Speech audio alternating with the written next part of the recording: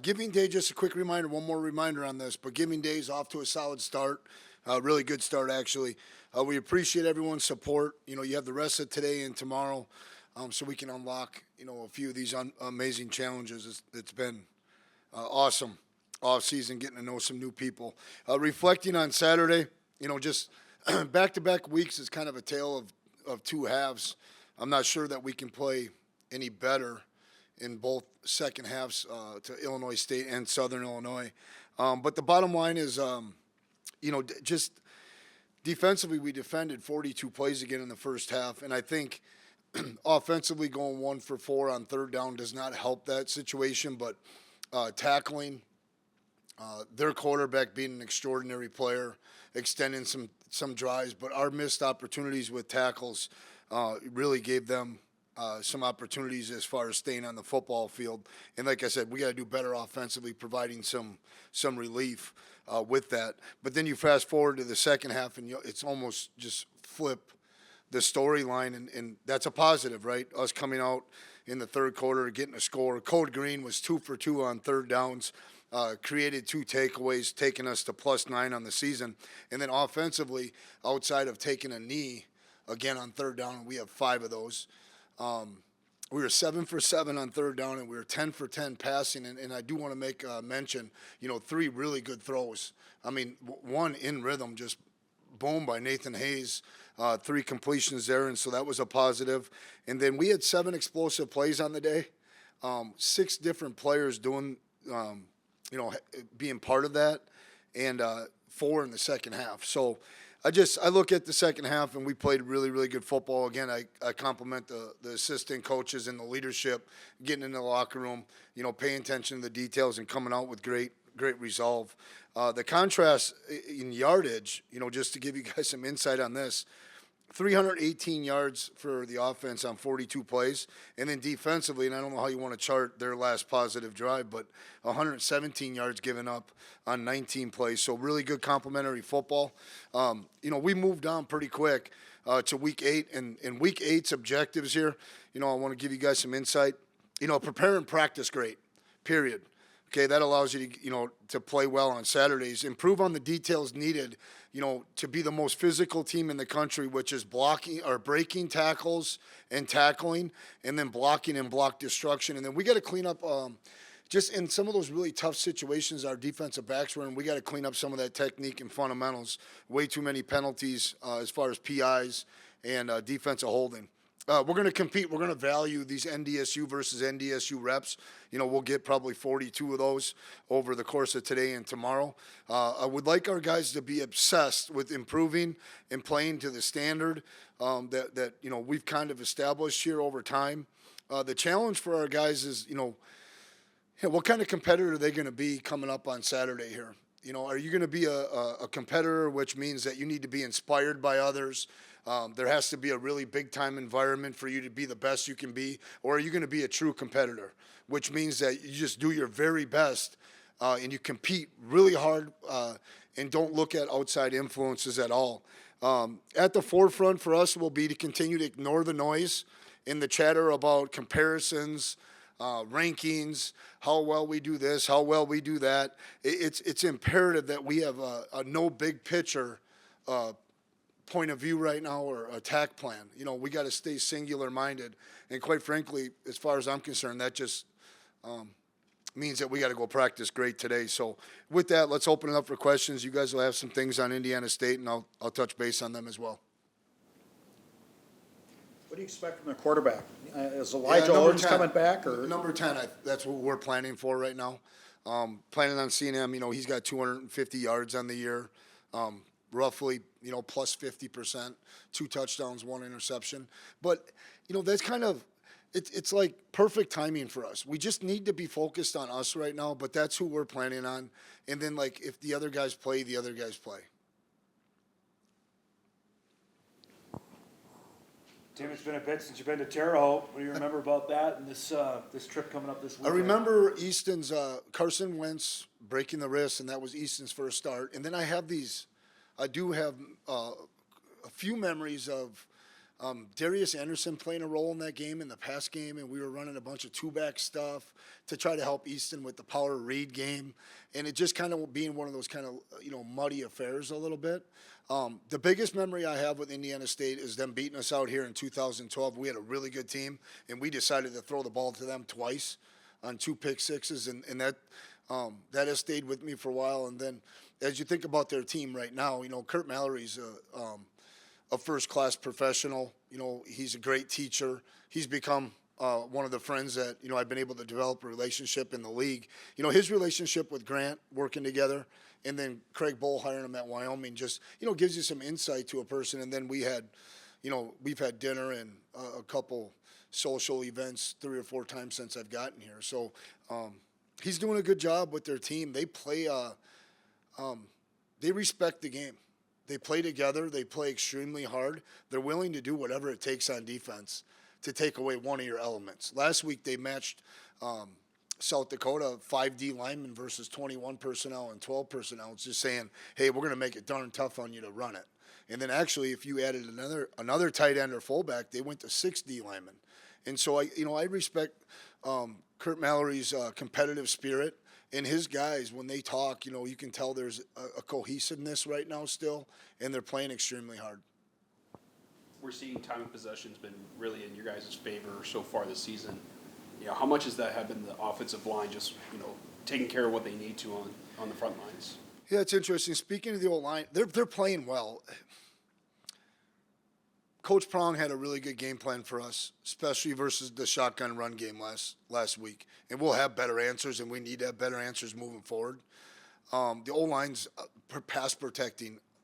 Some of these scrambles are happening after Cole's going, through the progression 1, 2, 3, and then kind of trying to find a back, and then, they got us covered up, and he can hurt you with the feet, right? But those are opportunities provided, from the O-line. Very rarely has he just been knocked down immediately or knocked off his progression really quickly. So time of possession, you guys know how I'm going to react. It's about third down conversions. We're all the way up to 58%. On our charts. Again, what are we nationally? 52%. And so those things provide opportunity for us to stay on the field, which provides opportunities for explosive plays, and then it provides opportunity for more guys to play. Everybody's happy. They're playing pretty well. Carson Williams back this week? Okay, so the injury report update, Finn will be as much as 6 weeks out. Okay, I think that Finn's going to battle, and I would bet that we get him back quicker. Ray James is a go. He's gonna do everything he can to play for us this season and see how long he can take his shoulder. Jalen Archibald's back, and that's kind of important because we were really high on him with the special teams units and so forth and so on. And so he'll get back practicing. He actually was out there yesterday. Alex Elliott, this is just unbelievable. Me going through his shoulder and kind of, man, I'm on week 15. I can't do anything. But Alex Elliott, is 1 to 2 weeks away from practice again, and that's a 6'3" guy that's 220 pounds. That gives us some depth at Sam linebacker and on special teams, and he's been really locked in. I've been impressed. To answer your question, Carson's day to day, and I think it's going to be Saturday morning. Okay, he'll get a few reps here and there, but Saturday morning it'll probably be a decision on him. Just want to be really smart. It's kind of a reoccurring thing from fall camp.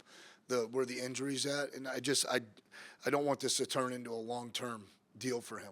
Does that mean Reese has a bigger role now with this? Yeah, I mean, you're going to see Reese, right? I mean, Reese has to have a bigger role. We're down basically 2 starting tight ends at this point, and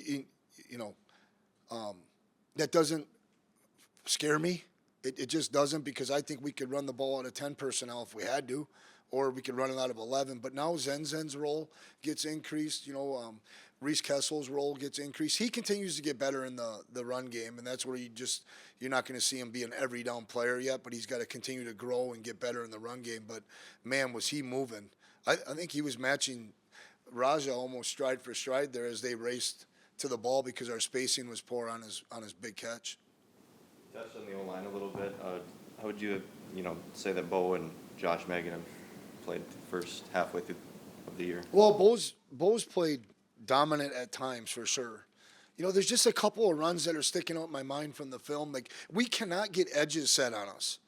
when we're trying to run the wide zone play. We're supposed to be the ones setting edges and building walls.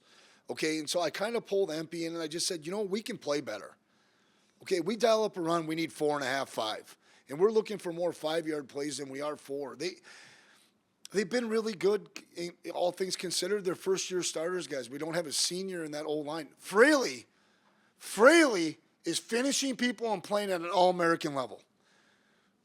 That's what I'd like to talk about. I think the other guys have some room for improvement, including Tasted, and then Empey's playing at a pretty darn high level. But I think we got to pick it up a little bit. That challenge, we can talk about it here because I already said it to him yesterday. We need to play better and more consistent production out of the tailback run game, especially early in games. It seemed like the last couple of weeks you've just worn teams down late in the game. What would you attribute that to? Well, our strength and conditioning program, and we have a very clear thought process in how we go about our business for 360 days a year. Okay, that's what I contributed to, is our process and how we lay it out, and then how the student athletes attack it. Okay, and they really take advantage of a bunch of adults and teachers that really want to pour into a young man being the best they can be. When you get that going, it usually results in pretty good conditioning, a lot of improvement, and opportunity to win games. And that's what I contributed to. It's a really good all year round process, and it most certainly don't hurt that you get the support from the administration to say, hey, Tim, you really think a third strength coach could be valuable? Yeah, not only just for football. We're going to provide some technology and some science to this place. That's been a great addition. And Ryan Napoli coming back here most certainly has added value, and he's doing a good job. That team over there is doing a good job getting our guys ready. I feel the same way. We are running at a very high rate, and we are playing extremely hard. And I just, that's the thing I'm most excited about. If we play that hard, you should be a tough out. That kid broke out, and Ryan Jones got him one time, and another time he broke out. We got it tackled to the ground. That's a big deal. In all the games previous to that, those were 50-yard, 40-yard touchdown runs. You opened talking about Giving Day, and compared to 2006 when you first got here, how has the role of head coach changed? I mean, Did you ever see Craig Bohl doing as much as what head coaches do these days? No, Coach, I think Coach did a really good job with certain people and related really well to not only the people in Fargo, but the people out west. I'm trying to create and cultivate those relationships. For an example, Derek Lang, we did a Zoom last night with about 50 people, on the Green and Gold Fund to give them some insight to the program, to give them some insight to how we want to move forward.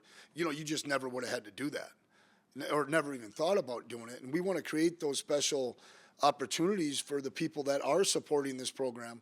And so I know this, the first day I was in my office, it was unbelievable. And I won't get emotional. I'll fight it off a little bit. But knock, knock, Craig Bohl walks in.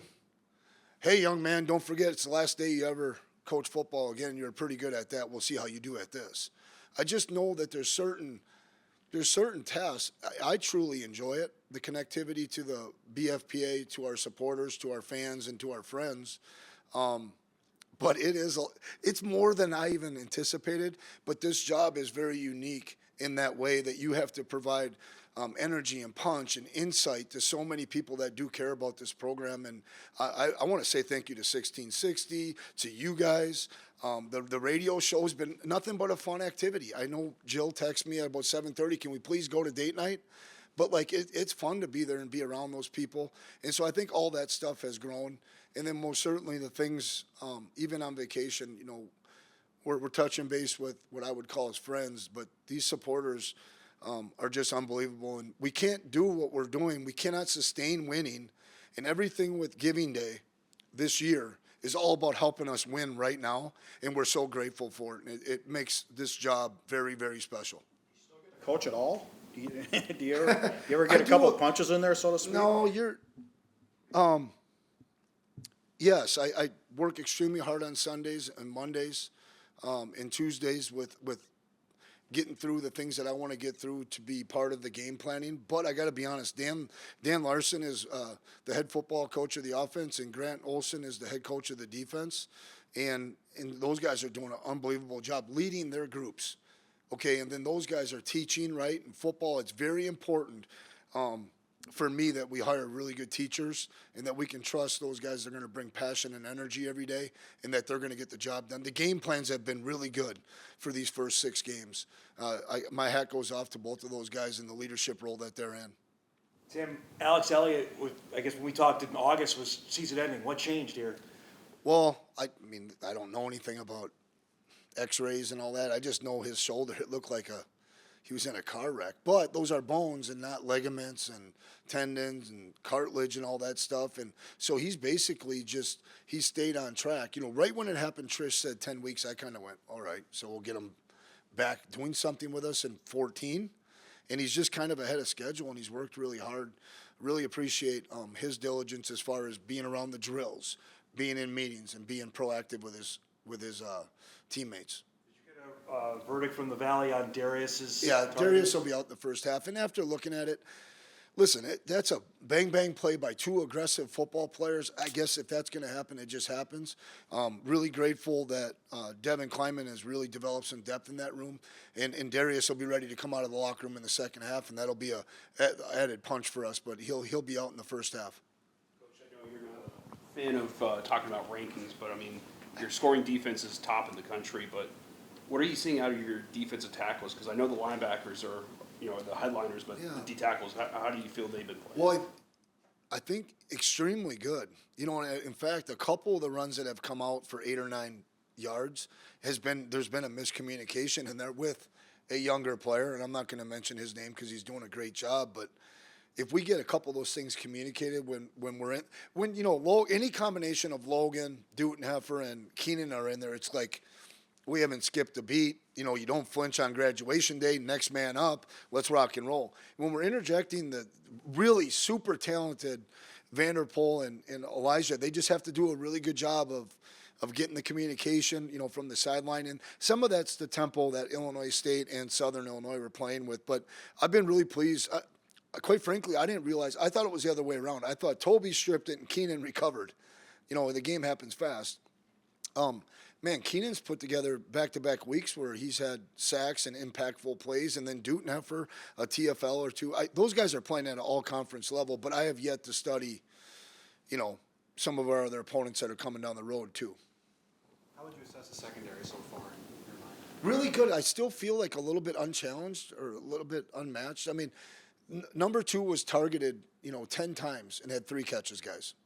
Okay, they put him at number 3. We got a little bit of a man coverage call, right? We're matched up, and they run what we call as a Fenway fade from inside. It's the most difficult route to cover because there's all that grass, back shoulder, over the top, take him to the sideline, right? And so I wish the coverage was a little tighter with Crumby there. And then I would also include our Sam linebacker when we talk about coverage, and I think he was, 4 for 4? He had a really good pause play where number 2 dropped the ball.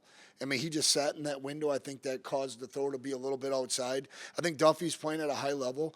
Our confidence with Jaquise, he played 40-plus reps. I think that's the most he's played here. Some of those penalties, we have to – I know they come in bunches, right, where there's 1, there's 2. But, like, that one ball was underthrown by 5 yards inside and 5 yards short.